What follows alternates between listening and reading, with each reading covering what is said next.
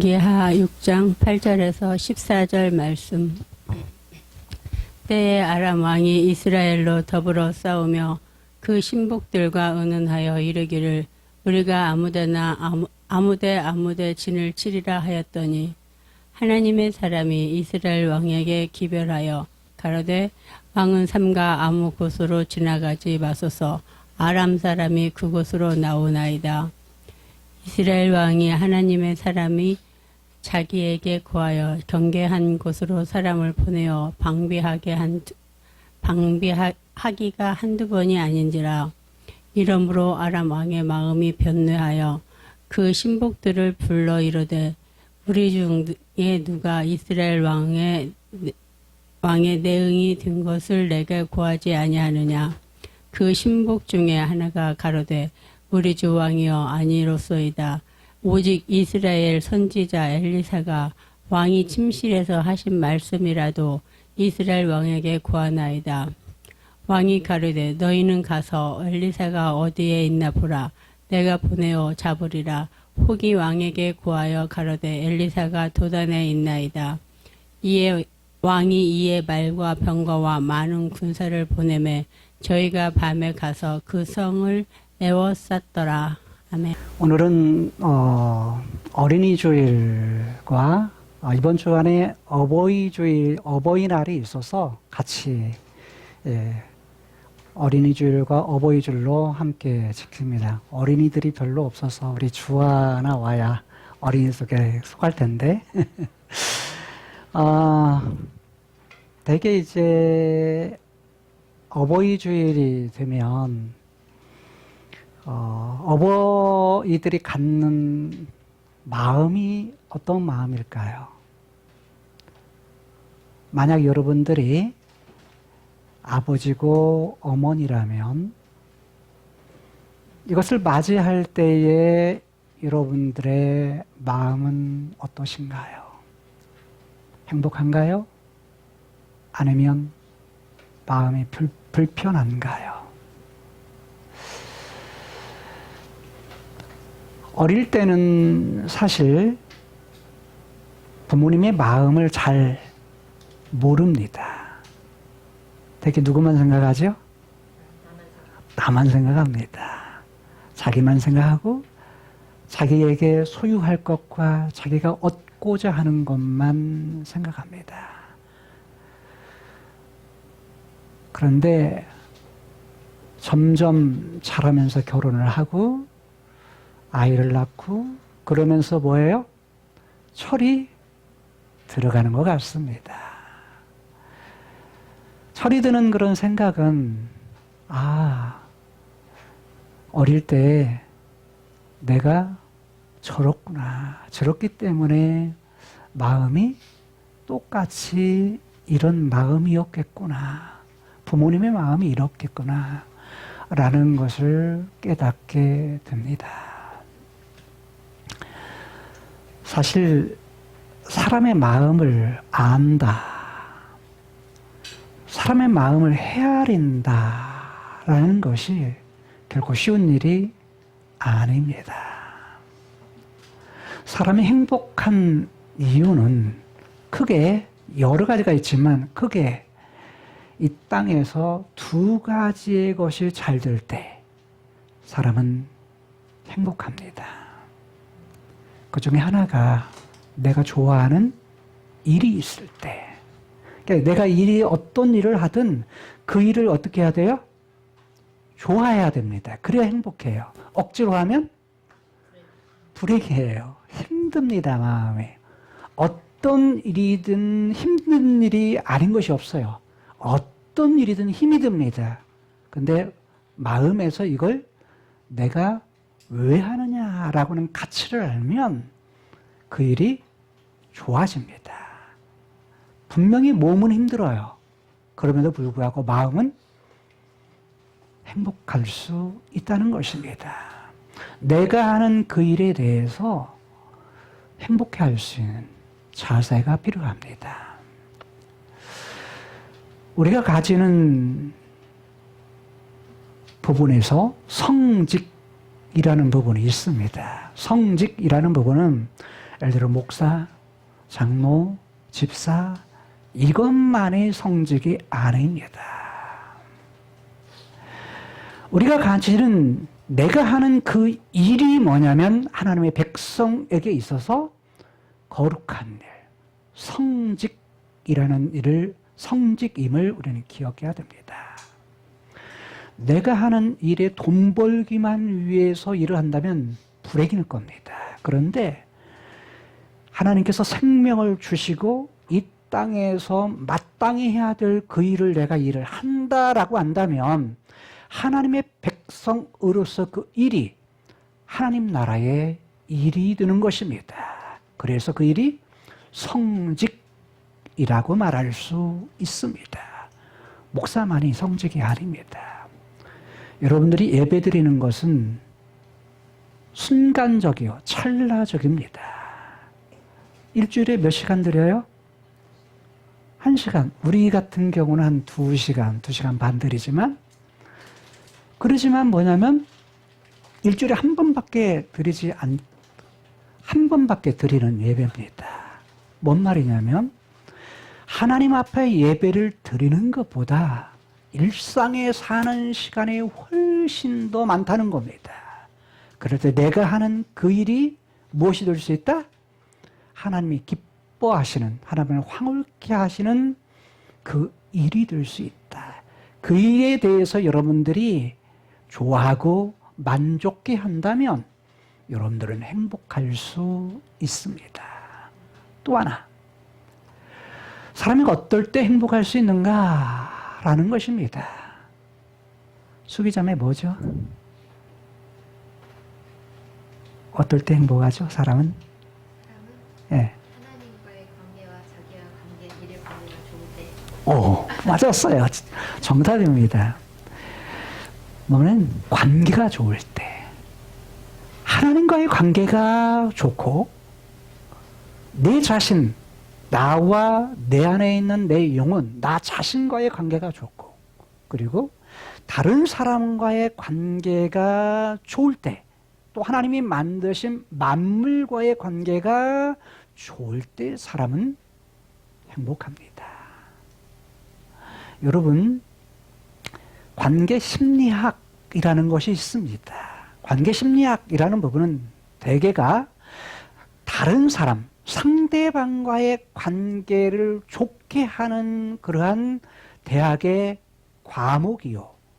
그리고 그런 과목을 통해서 그런 책들이 무수하게 쏟아져 나옵니다. 관계가 좋으면, 심리적으로 관계가 좋으면 뭐 하기 때문이에요?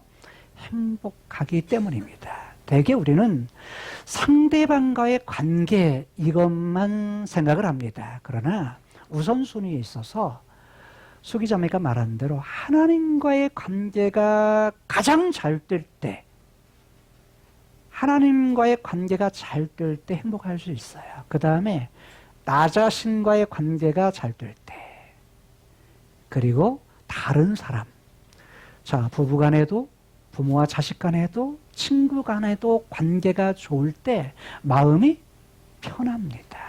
다른 말로 말하면 행복하다는 것입니다. 그런데 대개 그런 관계를 잘 못하고 삽니다. 자녀들이 부모와의 관계에서 부모의 마음을 헤아리지 못하는 경우가 있습니다. 여러분, 공경이라는 단어는 이런 의미를 가지고 있습니다. 공경은 부모님의 마음을 헤아려서 부모님의 마음을 잘 이해하여서 바로 부모님의 말씀에 따라가는 것, 순종하는 것, 이것을 공경이라고 말합니다. 그런데 복종은 뭐예요? 부부간에 하는 복종은 그냥 남편의 결정에 따라서 그대로 하는 거, 따라가는 거, 그걸 복종이라고 말합니다. 여러분, 복종이 쉬울까요? 공경이 쉬울까요? 복종이 쉽습니다. 사실은 뭐냐면 그대로 신뢰하면 그 말에 뭐예요? 남편의 결정에 대해서 따라가는 걸 그것을 복종이라고 하는데 그것이 쉽습니다. 사실 어려운 것이 더 마음을 꿰뚫어 마음을 이해하고 마음을 알아서 뭐 하는 거? 헤아려서 따라가는 것이 그 결정에 따라가는 것이 훨씬 더 어렵습니다. 여러분 하나님과의 관계에서 하나님의 마음, 하나님의 뜻, 하나님의 계획을 갖다가 안다고 하는 거 결코 쉬운 일이 아닙니다. 뭘 통해 계시해 주셨죠? 하나님의 말씀인 성경을 통해서 알려주셨습니다. 계시해 주신 거죠. 그러니까 하나님의 말씀인 성경을 잘 알아야 하나님에 대해서 잘 알고 하나님이 원하시는 것이 뭔지 하나님의 마음과 그분의 생각이 무엇인지를 우리가 깨닫고 그 말씀에 잘 순종할 수 있는 것입니다. 우리가 성경을 사랑하고 성경을 많이 읽어야 될 이유가 높게 깊이 읽어야 될 이유가 여기 있는 것입니다. 부모님의 마음을 헤아린다, 안다라는 것은 내가 아는 피상적인 현실 세계에서 피상적인 그 부모님을 보는 것이 전부가 아닐 것입니다. 나는 기쁘게 한다고 했는데 오히려 부모님의 마음을 뭐예요? 불편하게 하는 그런 경우들이 오히려 이 땅에서 많은 것을 볼 수가 있습니다. 또 부부간에도 마찬가지죠. 결혼한 사람들은 부부간에도 사랑하는데 사랑했다고 했던 말이 사랑한다고 했던 행동이 오히려 뭐예요? 관계를 깨뜨리고 관계를 불편하게 만드는 경우가 많이 있습니다. 사실 알지 못하는 것이 훨씬 더 많다는 것입니다. 꿰뚫는다라는 말은 이런 의미를 가지고 있습니다. 어떤 일에 대해서 본질적인 부분을 잘 아는 것, 이것을 꿰뚫는다라고 말합니다. 본질이 가지고 있는 그러한 속마음이 뭔지를 아는 것, 이것을 꿰뚫는다. 그리고 그 내용에 대해서도 잘 아는 것, 이것을 꿰뚫는다라고 말합니다. 하나님의 마음을 꿰뚫는 것, 부모님의 마음을 꿰뚫는 것, 남편의 마음을 꿰뚫는 것, 아내의 마음을 꿰뚫어 아는 것. 그것은 뭐냐면 본질적인 그 대상에 어떤 부분을 가지고 있느냐를 잘 알면 우리가 거기에 맞게 뭐 할 수 있어요? 공경도 가능하고 순종도 가능하고 복종도 가능하다는 것입니다. 우리는 2024년 5월 5일 현재를 살고 있습니다. 이 시대를 살고 있는 우리들이 상대방의 마음을 꿰뚫어서 하나님의 마음을 꿰뚫어서 그 생각과 그 뜻을 알아서 거기에 맞추어서 살아갔으면 좋겠는데 그러지 못한 현실이 우리의 현실입니다. 오늘 열왕기하 6장 8절에서 14절까지의 말씀을 읽었는데 이 본문의 말씀은 엘리사 선지자의 11번째 기적의 사건입니다.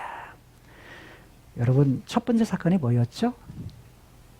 요단강을 건너는 거였습니다. 그러면 계속 묻지는 않겠어요? 왜? 지금 11번째 됐으니까 10번째는 기약하겠죠. 지난주에 했던 거니까. 도끼. 자, 중력을 거스리고 도끼가 물속에 빠졌는데 그 중력을 거스리고 나뭇가지를 넣으니까 뭐였어요? 떠올랐어요. 그 자석의 성질이 있는 것도 아닌데 떠올랐습니다. 자, 이것이 뭐냐면 10번째 기적이었습니다. 그런데 엘리사 선지자를 통해서 일으켰던 기적의 공통적인 것이 뭐냐면 일반적인 상식, 일반적인 합리적으로 생각하는 모든 것들을 뭐했다? 깨뜨렸다. 다른 말로 하면 그것을 초월해서 그것을 뛰어넘는 사건이었다. 이걸 통해서 보는 것들은 무엇이냐 하냐면 우리는 기적이라고 표현하지만 역으로 생각하면 하나님 편에서 생각한다면 하나님 편에서는 그게 어려울까요? 쉬울까요? 그냥 당연한 겁니다. 너무나 쉬운 일이에요.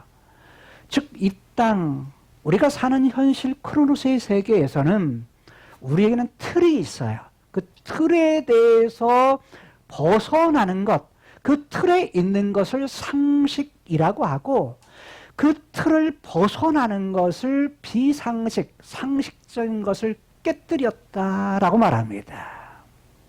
다른 말로 말하면 우리는 현실 세계에 살아가면서 상식선에서 살아가고 있습니다. 하나님은요, 상식 세계에서 상식적인 일을 통해서도 일하십니다. 근데 우리는 그것만이 전부가 아님을 알 수 있어요.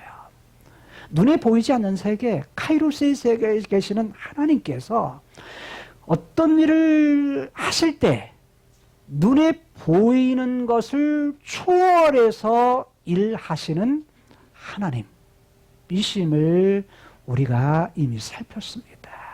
바로 그것이 도끼가 떠오르는 기적의 사건이었습니다. 근데 오늘 본문에 등장하는 사람은 북이스라엘의 위편에 있는 아람이라는 나라의 왕, 아람 왕. 아마 본문에는 나타나지 않지만 역사를 통해 비교해 볼 때 이때 왕은 베나닷 2세인 것으로 추정합니다. 베나닷 2세라고 말할 때는 벤이라는 말이 아들이라는 뜻이고요. 하닷이라는 말이 날카롭다, 강하다라는 뜻입니다. 그러니까 베나닷 2세라는 얘기는 1세가 있다는 얘기예요. 아버지가 뭐예요? 베나닷이에요. 그리고 뭐냐면 그 아들 2세는 그의 아들입니다. 자, 그런데 이 아람 왕이었던 베나닷의 그런 삶을 살피면서 그가 뭐냐면 등장했던 그의 삶 속에서 어떤 과정을 통해서 그가 인생의 사건들을 전개해 갔는가? 다른 말로 말하면 상식적인 과정에서 일어나는 그런 일들, 다른 말로 말하면 베나닷 2세가 아람 왕이 일상적인 이 세상에서 가능한 상식적인 일들을 합니다. 그래, 또 하나의 인물. 하나님의 사람이었던 엘리사가 등장해요. 엘리사가 등장하는데 엘리사의 행동은 뭐냐면 뭘 초월해요? 상식을 초월해서 상식을 뛰어넘어서 어떤 것들을 보아요. 뭔가를 압니다. 다른 말로 말하면 베나닷이 생각했던, 베나닷이 의논했던, 베나닷이 뭐했던, 행동했던 그 일을 꿰뚫어서 그것을 누구에게요? 누구에게? 북이스라엘 왕이었던 여호람. 여호람이 누구죠? 아합의 아들 여호람에게 사람을 보내어서 알려줍니다. 그 알려줘서 말했을 때에 뭐냐면 베나닷 2세가 이미 생각하고 행동했던 그 자리에 뭐예요? 사람을 보내어가지고 미리 딱 방비하게, 경계하게 합니다. 그런데 이게 한두 번이 아니에요. 여러 번 반복이 되니까 상식에 뛰어넘는 그 행동 때문에 누가? 지금 베나닷이 굉장히 힘들어합니다. 그런 사건인데 이 사건의 엘리 사이에 또 배후에 누가 있어요? 하나님이 있습니다. 오늘 본문 안에는 직접적으로 하나님의 이름에 대해서는 전혀 나타나지를 않습니다. 사건의 내용을 통해서 하나님의 사람이라는 말이 2번 등장하는데 그 하나님의 사람이 누구예요? 엘리사입니다. 자, 그렇다면 오늘 본문을 통해서 아람 왕, 엘리사, 그리고 요람 왕, 그리고 그의 신하들이 등장하지만 신하들은 그냥 넘어가고 일단은 세 사람의 등장 인물을 통해서 바로 하나님이 어떤 하나님이신가 이런 부분들을 살피고 그 안에서 하나님의 어떤 분이신가를 통해 오늘 우리의 삶 속에서 내가 섬기는 하나님, 내가 믿는 하나님, 그 하나님의 현실 속에서 그리고 어린이 주일, 어버이 주일 이때의 한 가정 속에서 하나님 그분에 대해서 올바로 섬기면 내 삶을 통해서 어떻게 살아야 되느냐 이런 부분도 동시에 우리들이 함께 생각해 보고자 합니다. 제목 한번 읽어보시죠. 인간의 상식을 뛰어넘어 다 꿰뚫어 아시는 여호와 하나님이라 하십니다. 제가 부사 다를 넣었어요. 그냥 꿰뚫어 보시는 하나님이신데 꿰뚫어 아시는 하나님인데 뭐예요? 다 그냥 몰빵 모든 것 다 그것을 다 꿰뚫어 아신다. 자, 이걸 신학적 용어로 전지라고 합니다. 모든 것을 아시는 하나님이라고 말할 수 있습니다. 자, 본문 8절부터 다시 보도록 하겠습니다. 자, 때에 아람 왕이 누구라고요? 베나닷 2세입니다. 이스라엘로 더불어, 이스라엘이 어디죠? 북쪽 이스라엘입니다. 북이스라엘로 더불어 싸웠다. 전쟁할 때에 그 신복들과 의논하여 누가요? 아람 왕이었던 베나닷 2세가 그 부하들, 신하들과 함께 의논을 합니다. 이 의논한다라는 히브리어 뿌리가 무슨 뜻이냐면 마음으로 궁구하다. 마음으로 뭔가를 찾다. 뭔가를 생각하다. 라는 단어입니다. 그러니까 뭔가를 생각할 때에 다른 사람으로부터 뭘 듣다? 무엇을 듣다? 다른 사람의 의견을 듣다라는 그런 말로 발전을 합니다. 그래서 아무 생각이 없는데 왕이 그냥 의견을 갖다가 서로 나누었다 이런 의미가 아니고 히브리어 이 단어는 아람 왕이 자기 생각을 딱 가지고 있어요. 자기 마음에 딱 마음먹것이 있어요. 마음먹은 것이 있는데 부하들에게 내가 이런 생각을 했는데 너희들 생각이 어떻느냐라고 뭐예요? 물어보는 것을 의논했다라는 말로 번역을 했습니다. 근데 실상은 뭐냐면 히브리어가 가진 어감은 이미 누가 가지고 있는 거예요? 생각을? 왕이 이미 뭐냐면 야, 내가 어떻게 했으면 좋겠다라는 부분을 이미 가지고 있는 걸 말하는 거예요. 자, 그리고서 우리가 아무데 참 이게 뭐냐면 어떤 장소인데 아무 장소, 무엇 이러이러한 곳, 이러이러한 장소라는 그런 뜻이에요. 이러이러한 장소에 뭘 치리라? 진을 치리라. 진을 세울 거다. 자, 여기 세운다라는 말은 뭐냐면 행동이에요.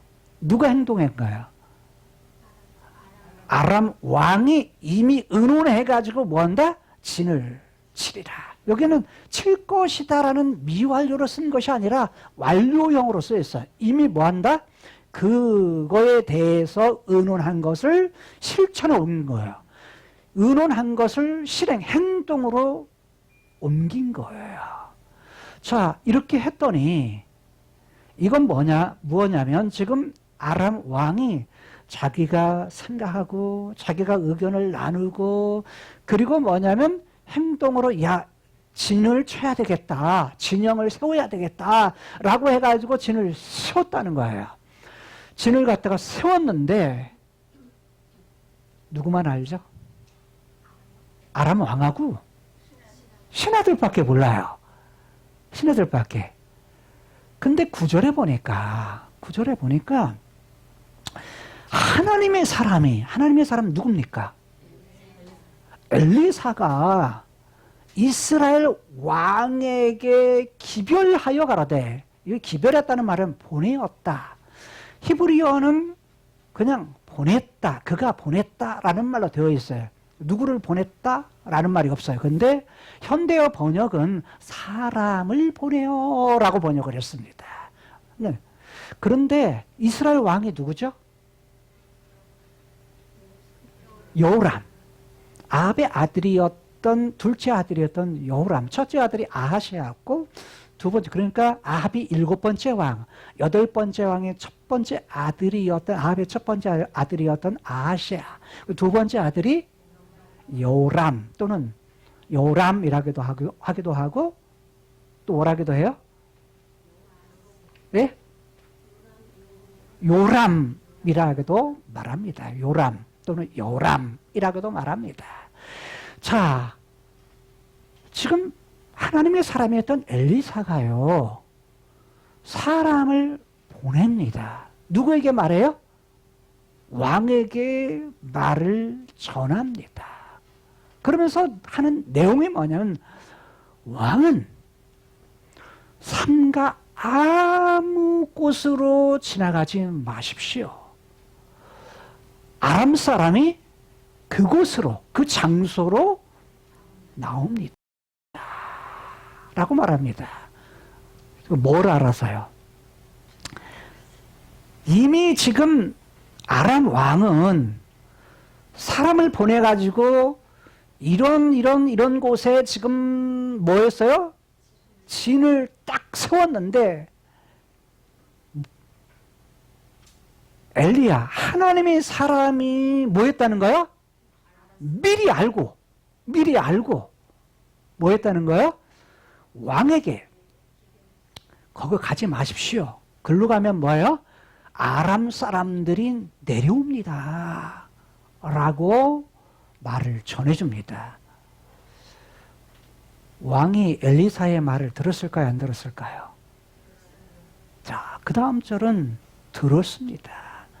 이스라엘 왕이 하나님의 사람이 자기에게 고하여 말했던 그 경계한 곳, 다른 말하면 그게 말했던 진을 친 곳을 갖다가 뭐냐면 친 곳에다가 사람을 보냅니다. 누구를 보낸 거예요?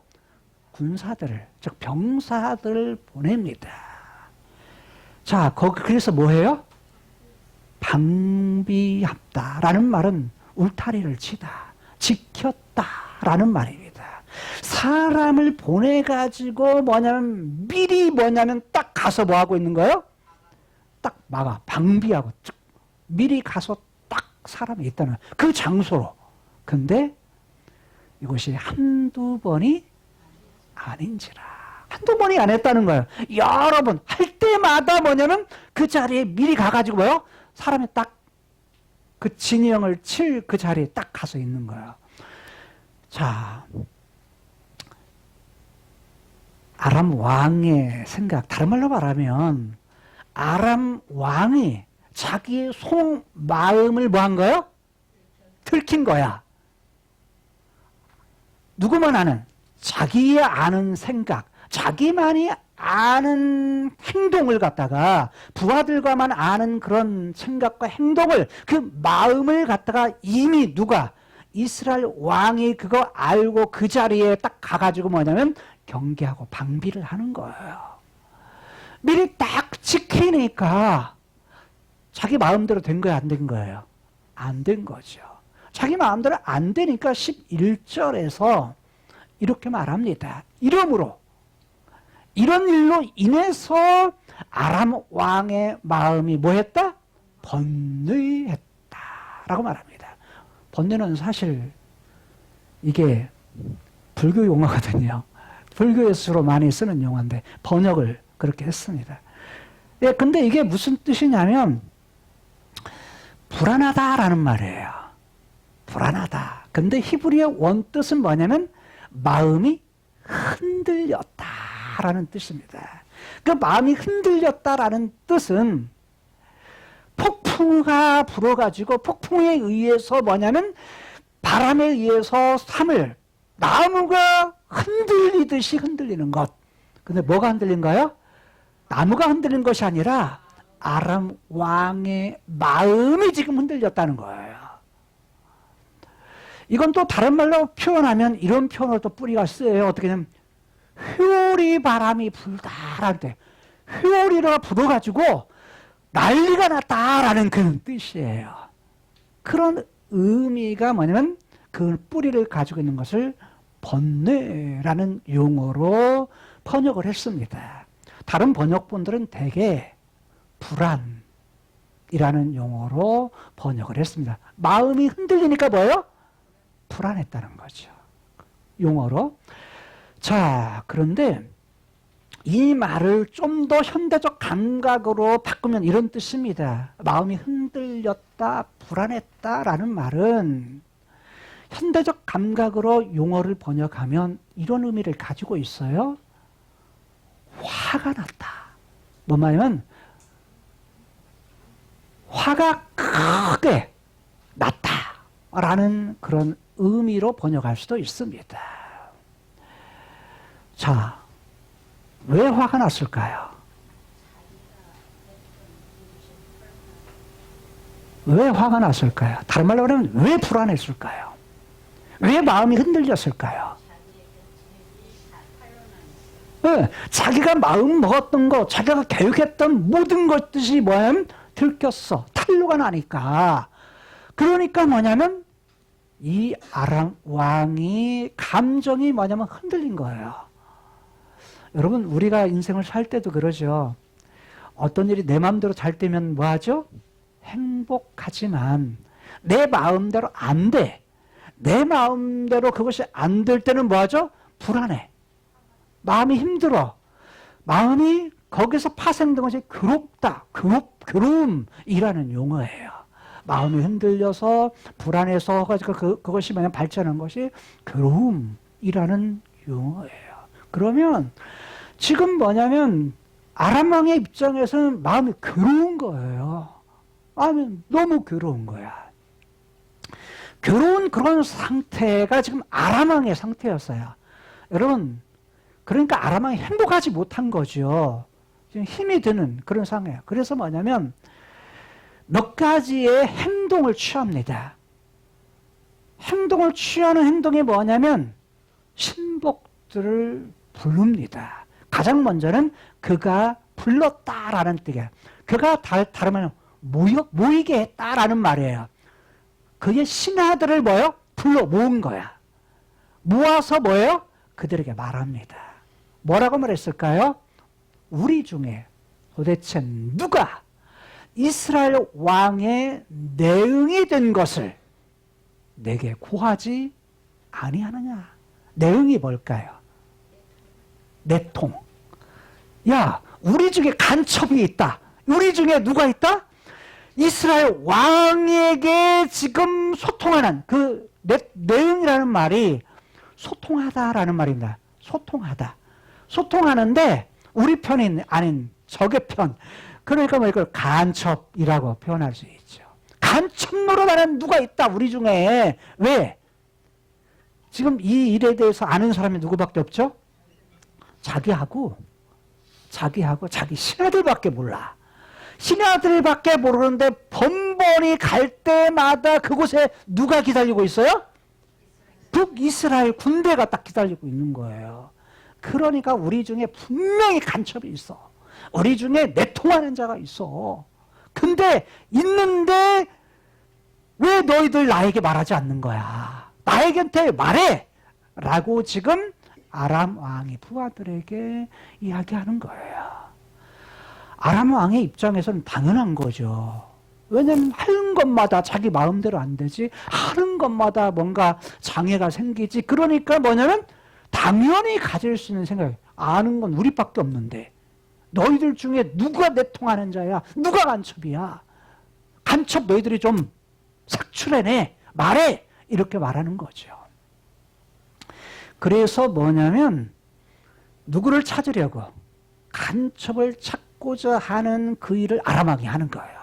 이거 뭐 상식적인 일입니다. 누구나 내 마음대로 안 되면 뭔가를 해결책을 강구하겠죠. 12절.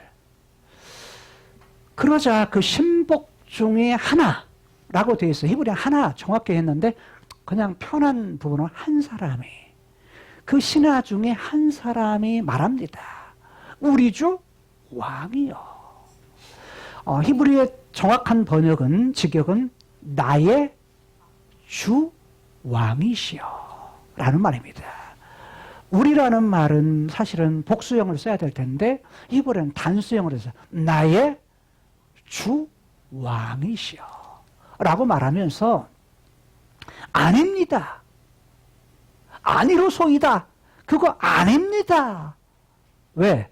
저기면 잘못하면 다 누가 죽게 생겼어요? 신하들이 다 죽게 생겼어. 왕의 마음에 안 들면. 그러니까 아닙니다. 오직 이스라엘 선지자 엘리사가 왕이 침실에서 하는 말씀이라도 이스라엘 왕에게 알립니다. 고합니다. 참 기가 막힐 일 아니에요. 침실이라는 말로 번역했습니다만 이건 아주 골방 안에 침대, 침상이라는 의미입니다. 그러니까 깊은 골방 안에 누구 방이에요? 아람 왕의 집의 방, 자기 방인 거죠. 거기에서 왕이 했던 말조차도, 은밀하게 했던 말조차도 누가 알아? 선지자, 즉 예언자인 엘리사 선지자가 알아가지고 북이스라엘 왕에게 다 말합니다. 라고 말하는 거야. 그러니까 뭐냐면 생각해 보세요. 엘리사가 승통방통한 거야. 신기한 거죠. 그 현장에 없는데도 불구하고 다 뭐 하는 거? 생각하는 거, 마음먹은 거, 그 다음에 결정해서 행동한 거, 이것까지라도 뭐예요? 그 계획조차도 뭐 하는 거예요? 계획까지라도 다 꿰뚫어 아는 거예요.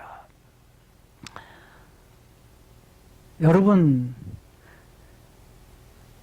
아람 왕이 현실적인 부분으로 말한다면 미쳐? 환장할 일이에요. 미쳐 죽을 일이에요. 뭐냐면 아니 어디까지? 침실에서 한 얘기까지라도 뭐냐면 다 안다 이거예요. 다 안다. 다 안다. 라는 거예요. 이건 누구만이 할 수 있는 일이죠? 하나님만이 하실 수 있는 일이에요. 시편 139편에 보게 되면 1절에서 6절까지의 말씀에서 우리가 우리의 모든 것을 다 아시는 하나님. 우리가 일어서는 것도 앉는 것도 어디가 뭐냐면 행동에서 바닥 끝에 갈지라도 그 다음에 우리가 뭐냐면 잠잘 때도 우리의 모든 것을 다 아시는 하나님. 7절에서부터 그 이후 13절, 12절까지는 뭐냐면 그분이 우리가 어디로 가든지 바닥 끝으로 갈지라도 어디로 가든지 피할 수 없는 하나님. 하나님 그런 하나님이시다. 라는 거예요. 하나님만이 하실 수 있는 것을 지금 누가? 엘리사가. 하나님의 사람이었던 엘리사가 그걸 딱 알아가지고 뭐냐면 알려준다는 거예요. 과거에 보면 책사라는 것이 있습니다. 책사라는 건 뭐냐면 머리를 써서 전쟁통에 뭐 하는 거요? 미리 상대방의 부분을 꿰뚫어서 역으로 뭐 하는 거요? 역으로 군인 배치해서 그러면 내용들을 해서 뭐 하는 거? 전쟁을 이기게 하는 걸 책사라고 말을 해요. 꿰뚫어 본다는 거죠. 여러분들이 사람의 마음을 꿰뚫어서 사람의 마음을 알아서 뭐하면 공경하고 그것을 마음을 헤아려서 하면 좋겠는데 그래요 못해요? 현실 그러지? 못한 것이 우리의 현실이죠. 그렇잖아요. 우리 희조 아빠 엄마 마음 잘 알아? 잘 모르겠어? 그게 뭐냐면 정상이야. 우리 재명이 형제 아빠 마음 엄마 마음 잘 알아? 할머니 마음 잘 알아? 잘 모르겠어. 그게 정상이에요. 근데 공경한다는 건 헤아리는 건데 그러면 내가 이렇게 또 물을게요. 희조야 아빠 엄마 마음 잘 알았으면 좋겠어? 몰랐으면 좋겠어? 모르는 것이 좋겠어. 재명이는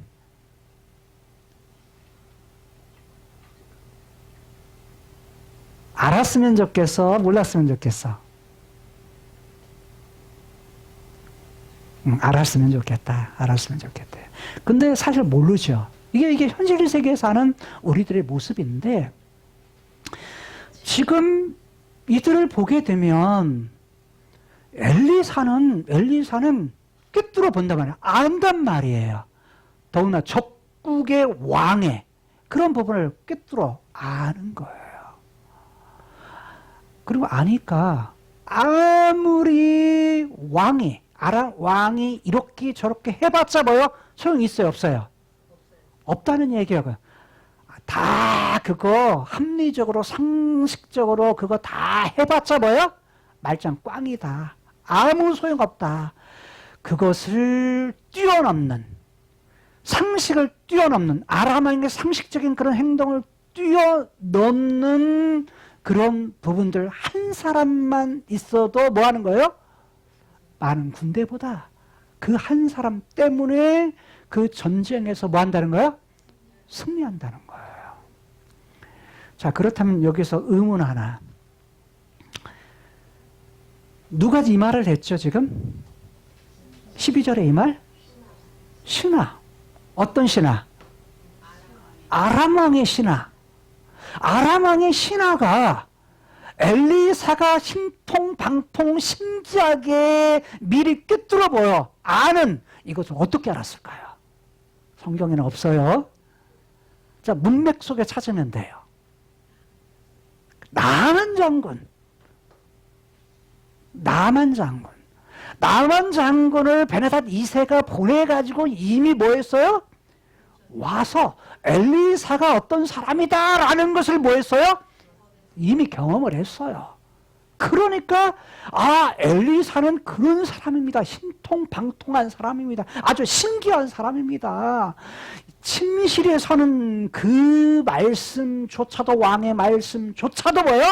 다 압니다. 이걸 누가 아는 거예요? 신하들이 아는 거예요. 자, 그 다음 13절. 그래서 왕이 말합니다. 어떤 왕이죠? 아람 왕이 가로되 말합니다. 뭐라고 말해요? 너희는 가라! 가서라고 번역했지만 너희는 가라! 누구한테 명령하는 거예요? 신하들에게. 너희는 가라! 명령하고 그 다음에 어디 있나 보라! 이거 저는 이렇게 번역을 했어요. 찾으라! 라고 번역했어요. 야, 누가 가라. 그리고 찾으라. 누굴 찾아? 엘리사가 어디인가 찾아라. 라고 명령을 합니다. 왜 찾을까요? 상 주려고? 뭐 하려고? 없애려고. 왜냐하면 자기를 괴롭게 하는, 자기의 마음을 흔들고 불행하게 했던 이 사람이기 때문에 어떻게든 엘리사를 찾아서 뭐냐면 죽이려고. 잘 보세요. 아람과의 전쟁, 이스라엘과의 전쟁이 누구로 바뀐 거야? 아람 왕의 대상이 바뀐 거야. 누구로? 엘리사로 바뀐 거예요. 그래서 아람 왕은 자기의 지금 마음이 흔들리는 문제를 해결하기 위해서, 불안한 문제를 해결하기 위해서 뭐냐면, 자, 신하들의 말을 듣고 그 말을 따라서 뭐예요? 찾으라. 그리고 가라. 가서 찾으라. 라고 그 문제를 해결하고자 합니다. 자, 그런데 그때 혹이라는 말은 어떤 사람의, 이름을 알 수 없는 어떤 사람이 말합니다. 엘리사가 어디에 있다? 도단에 있습니다. 이 도단이라는 말은 두 우물이라는 뜻. 우물이 두 개 있는 지역인 것 같은 게, 그게 뭐냐면, 이스라엘에서 이렇게 그 동쪽으로 가는 그런 가로의 길이 있는 길목입니다. 그러니까 이스라엘하고 사마리아하고 중간에 만나는 지점의 길인데, 아마 그곳에 우물이 한 두어 개 있었던 것 같습니다. 그래서 도단이라고 하는데, 이 도단에 있어요. 그러면 여러분 보세요. 여기 한 가지 더 생각할 거. 여호람 왕은 어디에 있죠?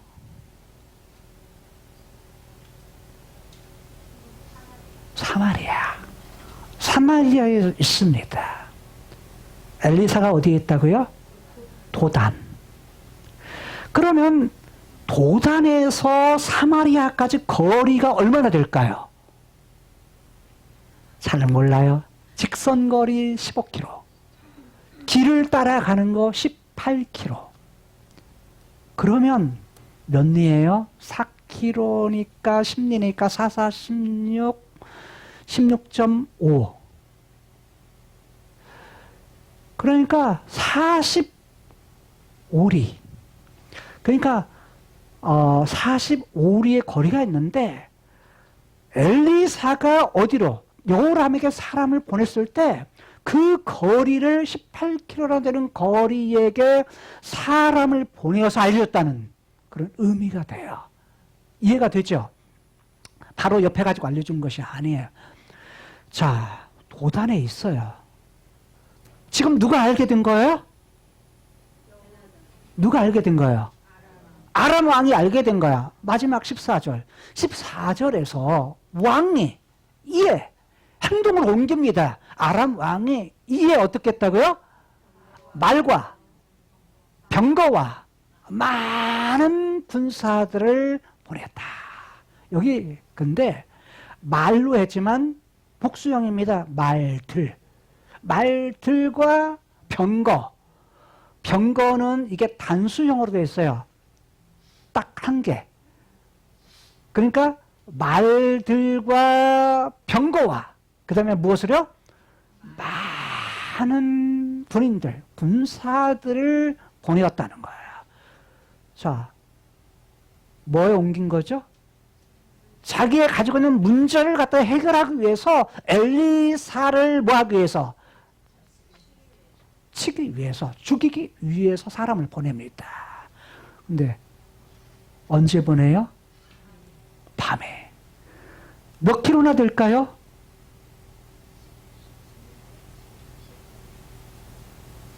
어디서 어디로 보내요? 다메섹에서 도단으로 보내는데, 여기는 100km가 넘는 거리예요. 그러니까 밤새도록 걸어가지고 말 타고 뭐 한 거예요? 도단에 갔다는 거예요. 그리고 뭐 어떻겠다?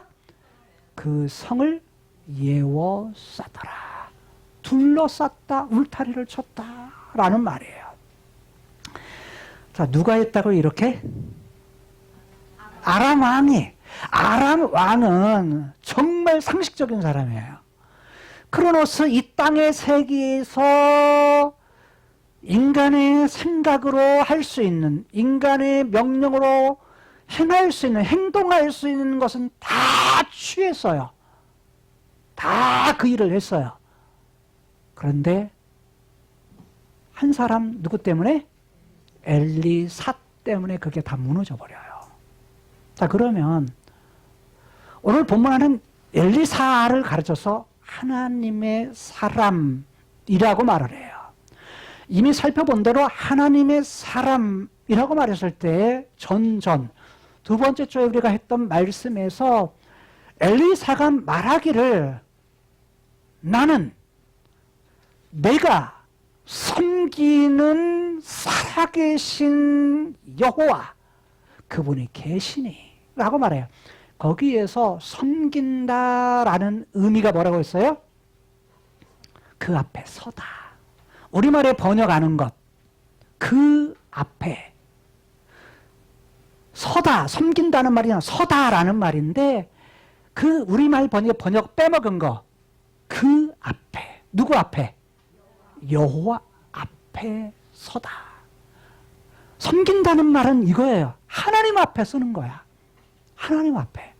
여러분, 우리의 직업이, 우리가 하는 공부, 우리가 하는 모든 일들이 성직이 될 수 있는 이유가 뭔 줄 아세요? 엘리사가 했던 삶이에요. 누구 앞에서? 하나님 그분 얼굴 앞에서. 그분 얼굴 앞에서 하나님을 섬긴다는 건 뭐냐? 봉사하는 거 이것도 포함이 돼요. 그러나 그보다 더 본질적인 문제, 그분 앞에 서는 거예요. 늘 그분 앞에서. 칼빈 선생님이 말한 대로 하나님 앞에서. 하나님 앞에서. 그러니까 실상은 예배 드릴 때도 중요한데 더 중요한 건 뭐예요? 내가 있는 현장이야. 내가 있는 삶의 자리야. 학생들은 공부하는 자리. 공부가 뭐야 돼? 성직이 돼야 돼. 왜? 그 시기 아니면 못해요. 기회야. 그건 하나님이 주신 기회야. 최선을 다하는 거예요. 최선을 다하는 거예요. 마치 제가 목사인 제가 말씀을 가르치기 위해서 뭐 하는 거야? 최선을 다한 것 같이. 다른 거 거의 뭐 밥 먹는 거 잊어버리고 모든 시간을 거기에 쏟는 것 같이. 왜? 그게 하나님 저에게 주신 성직이니까. 그래서 그 일에 뭐 하는 거야? 모든 걸 다 거는 거예요. 모든 걸 다 거는 거야. 여러분 살고 안 살고는 여러분의 몫이에요. 다른 말로 말하면 내가 이렇게 해야 되겠다, 안 해야 되겠다 결정하는 건 누구 몫이라고요? 여러분 몫이에요. 자신의 몫이야. 자신이 선택하고 자신이 결정하는 거야. 근데 제 몫은 뭐예요? 하나님 그분과 하나님의 계획, 하나님의 뜻을, 하나님의 마음을 잘 깨달아 연구해서 궁구히 알아서 자세히 깨달아서 뭐 하는 거? 전해주는 거. 이건 제 몫이에요. 공부하는 몫은 학생들의 몫이에요. 사명으로 알고 해야 돼요. 대충대충 하지 마세요. 여러분들이 하나님의 백성이고 하나님의 딸이고 하나님의 아들이라면 여러분 뭐 해야 돼요? 최선을 다해서 하나님 앞에서. 야, 이게 뭐다? 예배다. 이게 하나님을 자랑하기 위한 거다. 자랑이 뭐예요? 찬송이에요. 예배예요. 뿌리가 하나님 자랑하는 거야. 하나님 자랑하기 위한 삶을 살아야 되는 거야. 직업을 가지고 직장을 가지고 사업을 하고 하는 분들은 뭐예요? 그 일을 누구 앞에서? 하나님 앞에. 누가 안 알아줘도, 남편이 안 알아주고 아내가 안 알아줘도 뭐예요? 하나님 그분 앞에서 하나님을 섬기는 마음으로 그 일을 하는 거야. 그리고 최선 다하고 뭐 하는 거야? 나머지는 누구에 맡겨요? 하나님께 맡기는 거예요. 하나님께 맡기는 거예요. 그게 뭐냐면 그리스도인의 삶이에요. 하나님의 마음이 어디에 있느냐, 하나님의 뜻이 어디 있는지를 꿰뚫어 보는 사람은 그렇게 살 수밖에 없어요. 그렇게 살 수밖에 없는 거예요. 자, 그런데 엘리사가 그렇게 살았기 때문에 엘리사의 특징이 어떤 문제가 발생했을 때 하나님 안 물어요. 엘리야는 물어요. 다른 애언자들도 물어요. 왕들도 물어요. 신기한 것.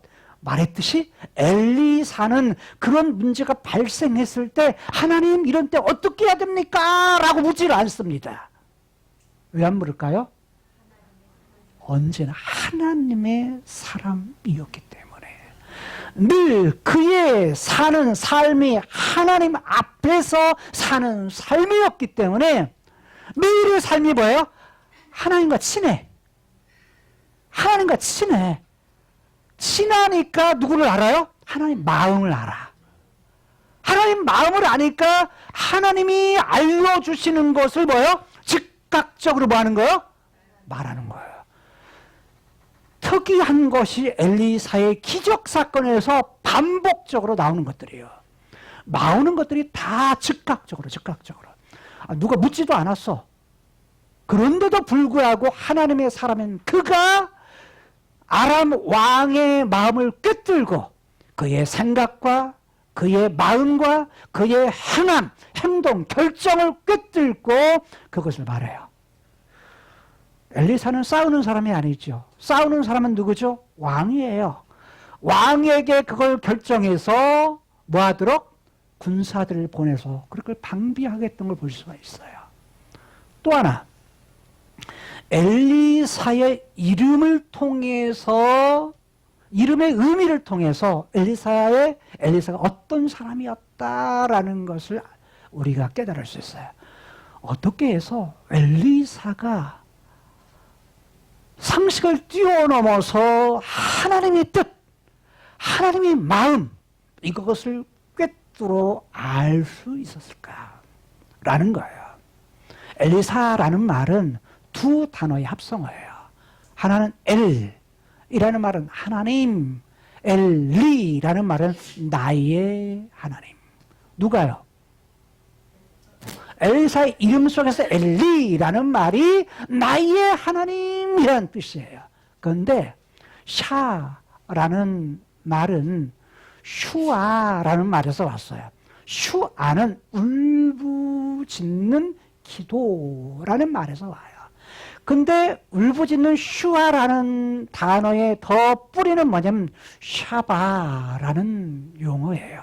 샤바라는 말은 큰 소리로 울부짖는다라는 의미예요.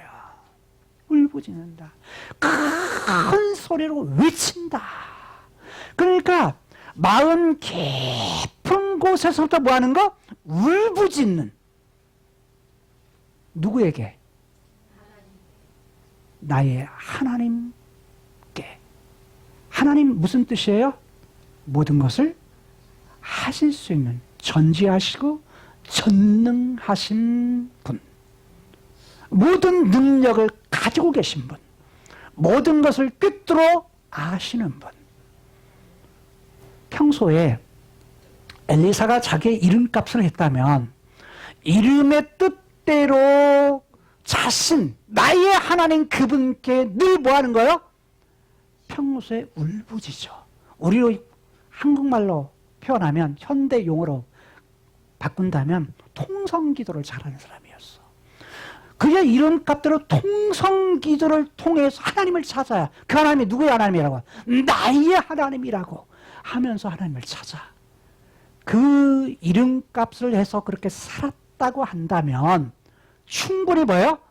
오늘 인간의 상식을 뛰어넘어서, 상식을 초월해서 다른 사람의 마음까지 꿰뚫어보는 그런 부분들이 누구에게?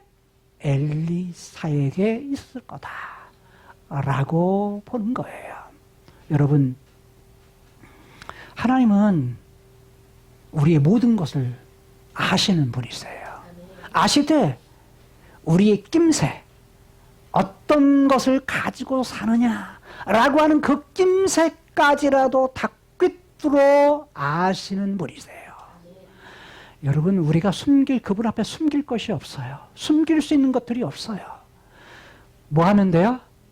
가장 자연스러우면 돼요. 하나님 아빠, 하나님 아버지. 그리고 뭐 하면 돼요? 그분을 찾고, 그분이 누구의 하나님? 나의 하나님이시다. 나의 하나님이시다. 어떤 문제가 발생했을 때 평소에 뭐 하는 거예요? 하나님 울부짖어 기도해. 울부짖어 하나님을 찾아. 그럴 때 뭐 하시는 분? 인생의 상식적인 걸 뛰어넘어서 우리가 흔히 말하는 기적을 일으키시는 그 하나님이시다 라는 거예요. 상식을 뛰어넘어 초월하는 그런 일들을 행하시는 능력이 있으신 그분이 누구시다? 나의 하나님이시다. 그 하나님께서 죄의 문제, 죽음의 문제를 해결해 주기 위해서 카이로스의 세계에서 크로노스의 세계에 오셔서 죄의 문제를 해결해 주기 위해서 십자가에 죽으셔서 온몸에 피를 다 쏟으셨고, 그리고 죽음의 문제를 해결해 주기 위해서 무덤 속에 들어가셨다가 3일 만에 다시 살아나셔서 죽음의 문제를 해결하고자 새 생명을 가지고 다시 살아나셔서 그 사실을 믿는 자들에게 무하시는 생명을 주시는 하나님은 우리의 곤고함과 우리의 불안과 우리의 고통을 아시고 그 문제를 해결해 주시기 위해서 인간적으로 상식적인 부분에서 다 해결하고자 하지만 해결할 수 없는 것을 아시고 하나님께서 친히 손을 쓰셔서 우리로 하여금 새로운 생명을 주셔서 다윗에게 약속한 대로 무엇을? 영원한 나라를 우리에게 아시되 가장 좋은 것이 뭔가를 아시고 그것을 뭐 할 수 있도록? 우리로 하여금 누리며 살 수 있도록, 그것도 영원히 누리며 살 수 있도록, 새하늘과 새 땅에서 영원히 살 수 있도록 하시는 그 하나님, 그 하나님께서 오늘 이 땅에서도 뭐 하세요? 이 땅에 살 때 뭘 알기를 원하셔? 하나님 그분의 마음을 알아. 하나님 마음, 그분의 마음을 헤아려서 하나님이 우리를 헤아리시는데 오히려 자녀된 우리들로 하여금 하나님 그분의 마음을 잘 헤아려서 뭐 하도록? 하나님 그분을 찬양하고 예배하며 그분 앞에 살도록 원하시는 그 하나님, 그 하나님이 나의 하나님이심을 우리가 알아. 그분을 바라보고 섬기며 살아갈 수 있는 저와 여러분들의 인생이 될 수 있기를 주님의 이름으로 축복합니다. 기도하시겠습니다. 하나님, 나 같은 부족이 많고 연약함이 많고 그럼에도 불구하고 우리가 이 땅에서 상식적이고 합리적인 세상 속에 그것을 어떤 문제가 발생했을 때 아람 왕 베나닷 2세와 같이 그 문제를 해결하고 노력하지만 한 사람 엘리사,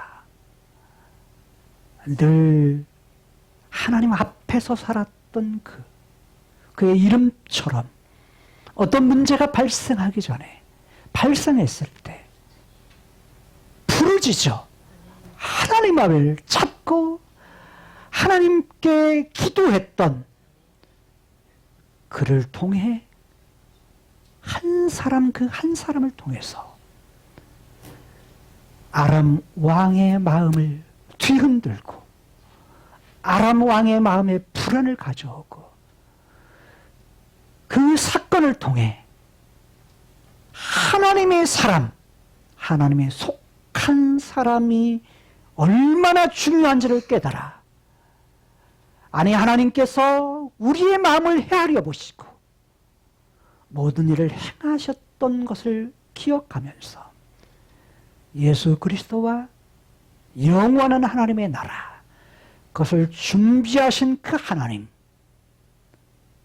우리의 모든 것을 아시고 가장 좋은 것으로 예비하신 그 하나님, 그 나의 하나님을 늘 기쁨으로 섬기며 그 하나님을 황홀케 하며 우리가 부부 사이에도, 부모와 자녀 사이에도, 성도들 사이에도, 우리가 만나는 모든 사람과의 관계에서 하나님의 마음을 깨달아 상대의 마음을 헤아려서 하나님이 주시는 황홀한 삶을 살아갈 수 있는, 행복한 삶을 살 수 있는 저희들의 삶이 되게 하여 주옵소서. 하나님, 우리 부모님들에 대해서 어버이날만이 아니라 모든 날이 어버이날이 되게 하여 주옵소서. 하나님의 마음을 헤아리듯이 우리의 마음을 헤아리게 하시고 부모님의 마음을 헤아리게 하시고 부부간에 서로 마음을 헤아리게 하시고 서로의 마음을 헤아려서 그 서로 간에 행복한 삶을 누릴 수 있는 하나님의 사람 되게 하여 주옵소서. 예수님 이름으로 축복하며 기도드리옵나이다. 주여 주여 주여 살아계셔서 역사하시는 아버지 하나님, 우리는 이 세상 살아갈 때 상식밖에 믿고 말씀합니다. 너무나 주님 마음 세상에 주님시여 갑질로 인해서 또 전쟁이 일어나고 또 진짜 많이 사탄이 오면서 아버지 하나님 진짜 너무 죄송합니다. 아버지 하나님 그럴 때마다 우리가 주님과 온 마음을 다해서 하나님 옆에 서서 우리가 그 앞에 서서 아버지 하나님 진짜 생명을 최선을 다해서 아버지 하나님 보여주셔서 우리의 모든 악한 것들 연약한 것들을 주여 또 그리고 진짜 악한 대적을 보여주시고 저희들 되게 하여 주시옵소서. 가정을 이끌고 나갈 때에 나라를 이끌고 나갈 때에 교회를 이끌고 나갈 때에 우리의 힘으로 우리 할 수 없습니다. 아버지 상식밖에 힘이 많습니다. 아버지 그러나 우리가 우리의 힘으로 할 수 없습니다. 진짜 모든 믿음의 신 주여 주님 하나님 나라 천국에 어떻게 나가야 할지 어떤 곳으로 나가야 할지 어떤 것이 주님께서 기뻐하시는지 저희가 온 마음을 다해서 뜻을 다해서 온 성품을 다해서 아버지와 목숨을 다해서 최선을 다해서 주옵소서. 아버지 하나님께서 주님의 이 나라를 이루시옵소서. 아버지와 그때 시민과 모든 우리의 원수께서 아버지 하나님 아버지 이스라엘 본토를 주여 이 나라와 이 민족을 주시옵소서. 목산 위로부터 이슬람이나 기독교 이 나라와 이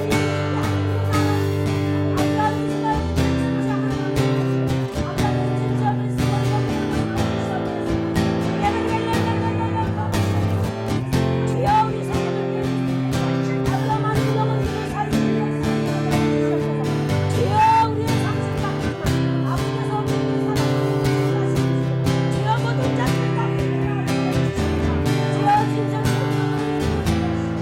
어렵고 힘든 이 시대에 주여 우리의 삶을 아까 천국이 일어나고 주님을 오직 한 사람 나오는 엘리사와 같은 누군가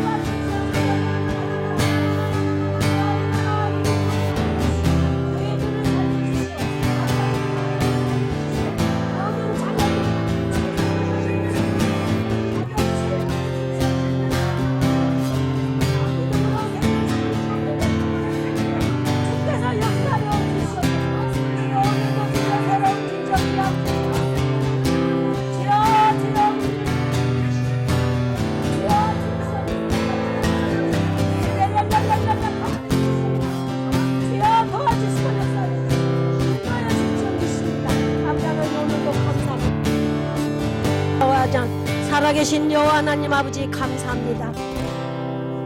소머리꾼이었고 농사꾼이었던 엘리사를 불러서 나라와 민족을 위해서 주님께서 그 한 사람이 온 힘을 다해서 하나님 나라를 민족을 살렸습니다.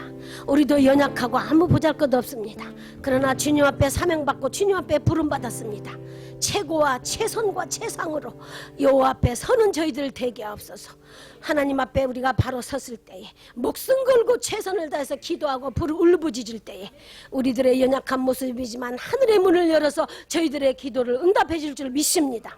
세계로교회 모든 성도들 통해서 우리 자신 어린 연약한 어린애서부터 우리 짐시어 권사님의 노인에 이르기까지 주여 하나님 앞에 서서 상식 밖에 모든 일들이 일어나는 이 시대에 주여 전쟁이 일어나고 지진이 일어나고 기근이 일어나고 주여 진짜 전염병이 일어난 이때에 우리가 하나님 앞에 정직하고 진실한 믿음으로 목숨 걸고 최선을 다해서 기도하고 울부짖을 때에 이 나라와 이 민족과 교회를 살리고 가정을 살리고 나라를 살린다는 것을 깨닫게 하여 주시옵소서.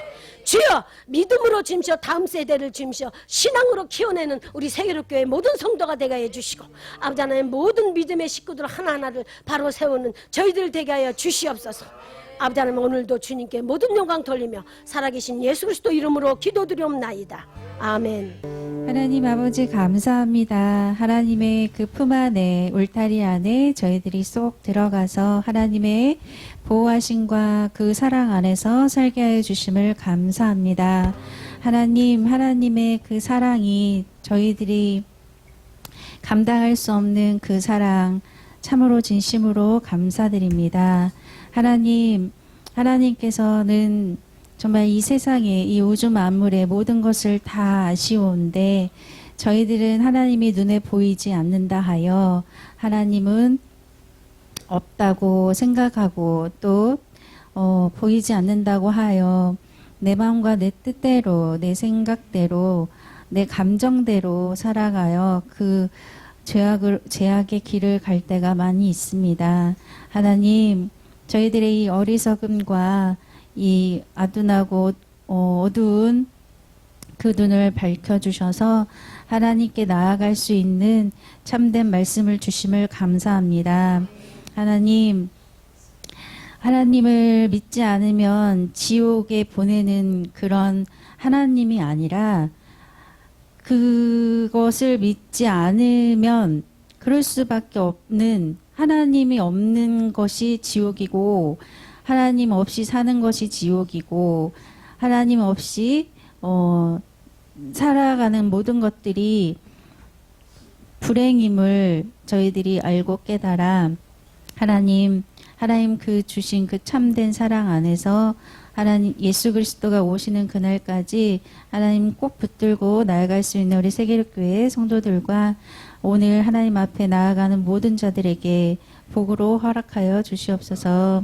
하나님 저희들이 물질에 얽매여 살지 않도록 하나님 붙들어 주시옵시고 내 것인 줄 알지만 그것이 절대 내 것이 아니라 하나님이 주신 것임을 알고 움켜쥐고 아끼고 하나님께 아깝다 생각하는 어리석은 자들이 되지 않게 하여 주시옵소서. 하나님께 드릴 때 하나님께서는 저희들을 건강하게 또 부족하지 않게 더 행복하게 해주시는 분임을 저희들은 신뢰합니다. 내 것인 줄 알고 살아가지만 하나님 안에 있지 않으면 하나님의 안에 있지 않기 때문에 악한 자들이 내 생명을, 내 건강을, 내 행복을 빼앗아 가는 것임을 저희들이 알고 깨달아 더 하나님 안에서 살아간다는 것이 얼마나 행복한지 깊이 알고 깨달아 우리 하나님만 바라보고 소망하며 살아갈 수 있도록 인도하여 주시옵소서. 오늘 주신 참된 말씀 진심으로 감사드리오며 우리를 너무도 사랑하시는 예수님의 이름으로 기도드립니다. 아멘. 지금은 우리의 길과 진리와 생명 되신 예수 그리스도의 은혜와 하나밖에 없는 독생자를 이 땅에 보내주셔서 저희들 위하여 고난하신 하나님의 놀라우신 사랑하심과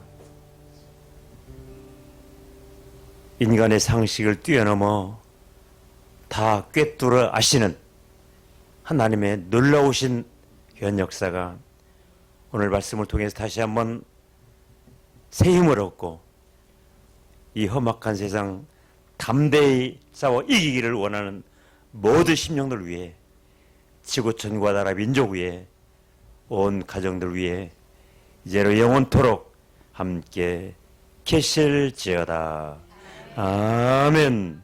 모든 존귀와 영광을 주님께 돌리세. 모든 존귀와 영광을 주님께 돌리세. 모든 존귀와 영광을 주님께 돌리세.